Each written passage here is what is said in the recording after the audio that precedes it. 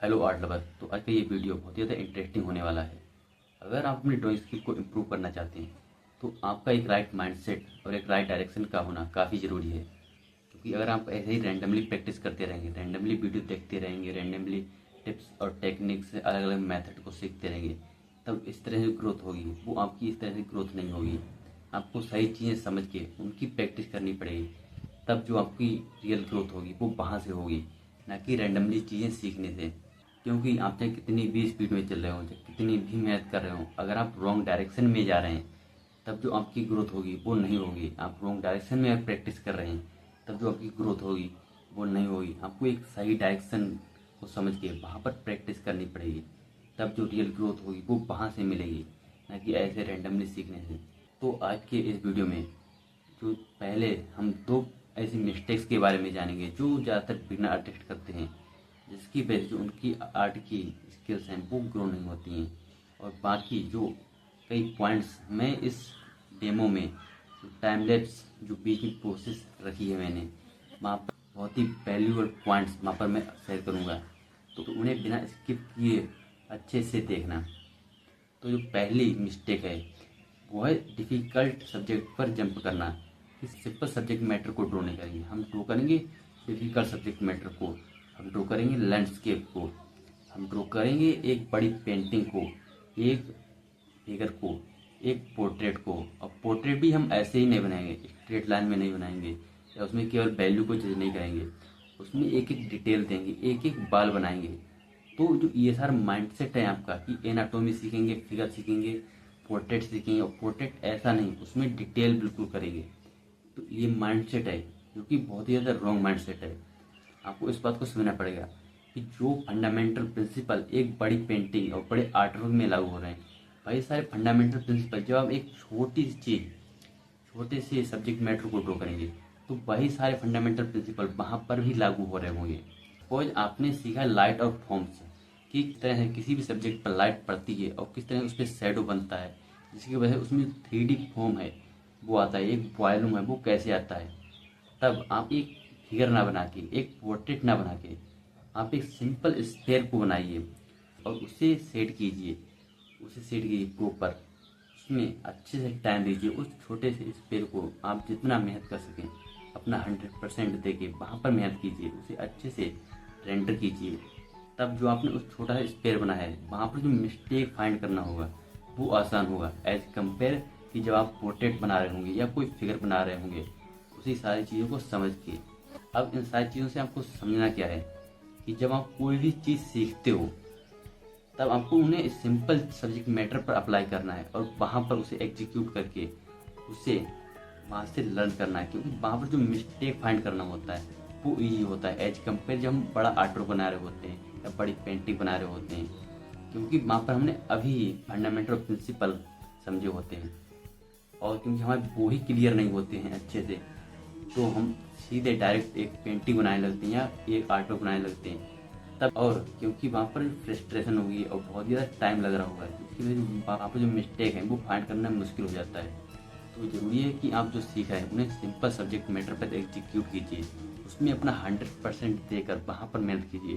क्योंकि वहाँ पर जो मिस्टेक है वो फाइंड करना आसान होता है। और जो सेकेंड मिस्टेक है वो है डिटेल आर्टवर्क को देख के वहाँ पर अट्रैक्ट होना है।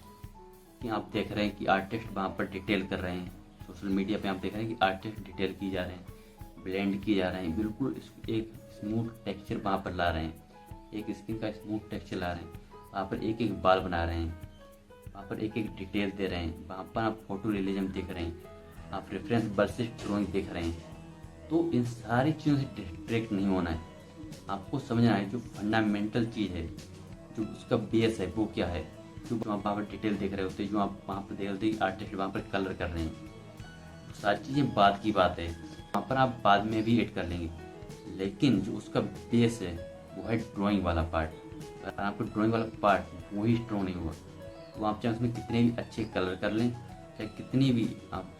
चाहे आप उसमें कितने भी डिटेल कर लें, चाहे कितना भी बेस्ट वहाँ पर ब्लेंडिंग टूल यूज़ कर लें, वो खराब ही दिखेगी। क्योंकि उसका फाउंडेशन पार्ट है जहाँ पर उसकी स्ट्रेंथ छुपी है और वो ही स्ट्रॉन्ग नहीं होगा। तो वहाँ पर हम चाहे कलरिंग कर लें, चाहे कितने बेस्ट टूल यूज़ कर लें, वो खराब ही दिखेगी।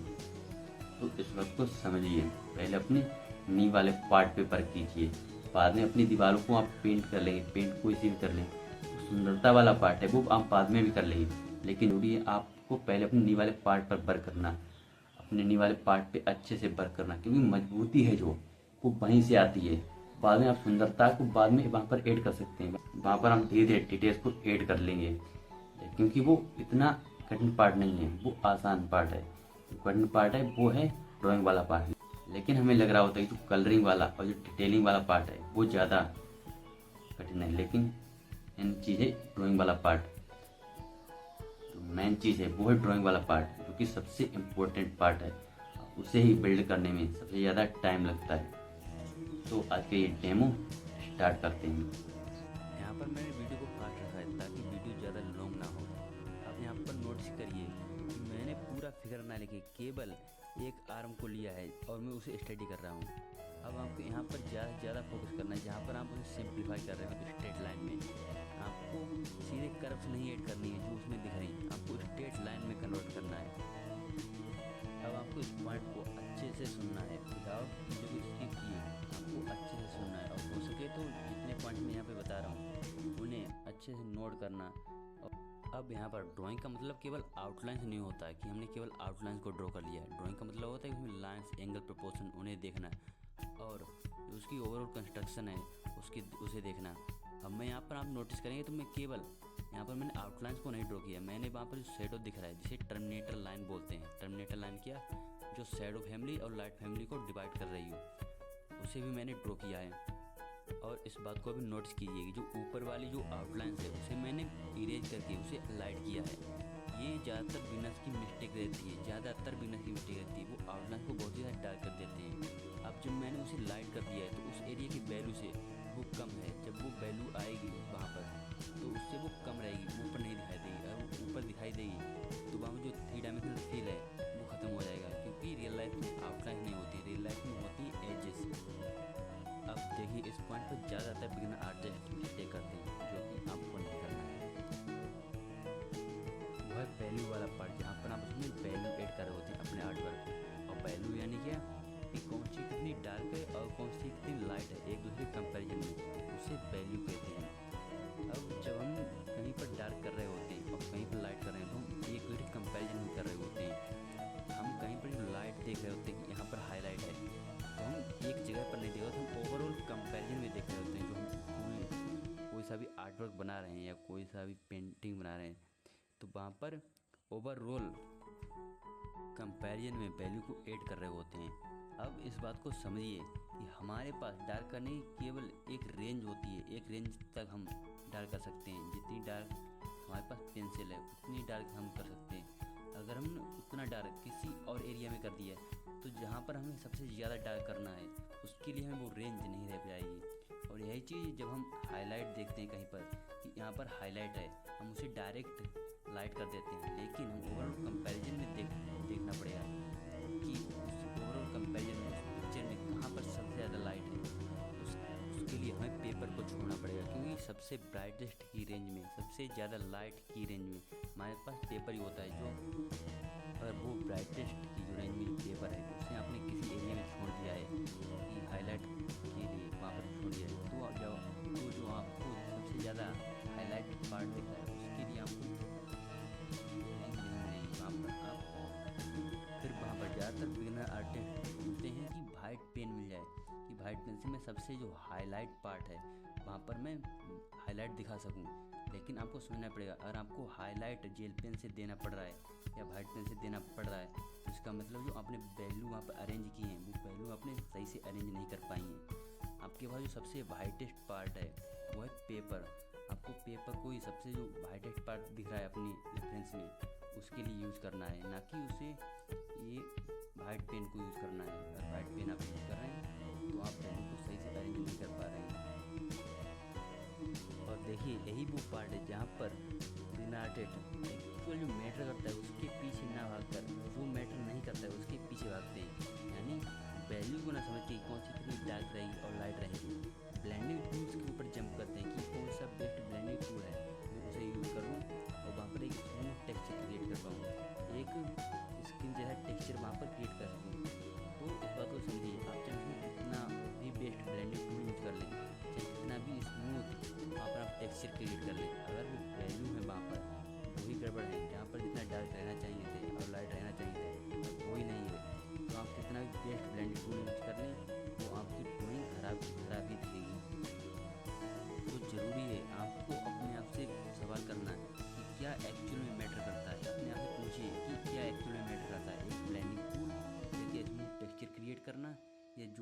डार्क रहनी चाहिए और जितनी लाइट रहनी चाहिए वो ज़रूरी है। आपको वैल्यू के ऊपर फोकस करना है, ना कि ब्लेंडिंग टूल्स के ऊपर। वो केवल एक टेक्सचर क्रिएट कर सकता है, ना कि वैल्यू को आपको वैल्यू जो आप वहाँ पे दे रहे हैं उसे सही कर सकता है।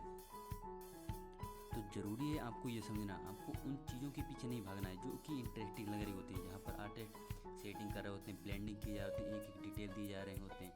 आपको जो इंटरेस्टिंग लग रहा है उनके पीछे भागो तो आपकी ग्रोथ नहीं होगी। आपको समझना पड़ेगा कि क्या एक्चुअल मैटर करता है। आपको फोकस करना है ड्राइंग फंडामेंटल एंड प्रिंसिपल। आपको समझना है कि क्या ज़रूरी है, एक ब्लेंडिंग टूल का होना या आपकी ड्राइंग और वैल्यू का पार्ट का स्ट्रॉन्ग होना। ये चीज़ आपको अपने आप से पूछनी है। तो आशा है आपने सारे पॉइंट्स को अच्छे से देखा होगा और समझा होगा। और एक लास्ट चीज़ जो मैं आपके साथ शेयर करने वाला हूँ, देखिए ज़्यादातर बिना आर्टिस्टों की स्किल इसलिए ग्रो नहीं होती है कि उनके पास इंफॉर्मेशन की कमी है।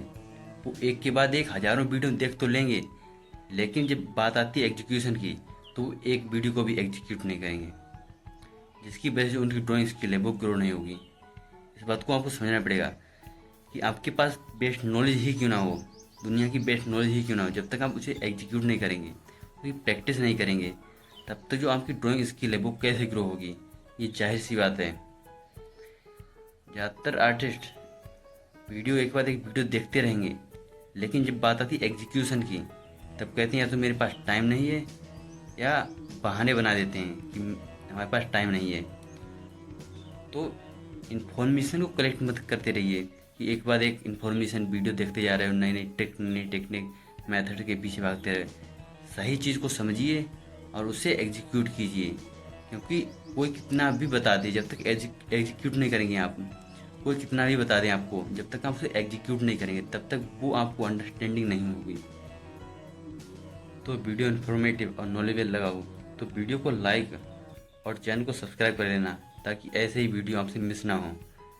और आपको जितने भी डाउट्स, जितनी प्रॉब्लम्स आती हैं आर्ट से रिलेटेड, तो उन्हें कमेंट बॉक्स में लिख सकते हैं, जिससे या तो मैं उनका अच्छे से रिप्लाई दे सकूं, या जिससे वीडियो की मदद से मैं आपकी हेल्प कर सकूं उन डाउट्स को सोल्व करने में।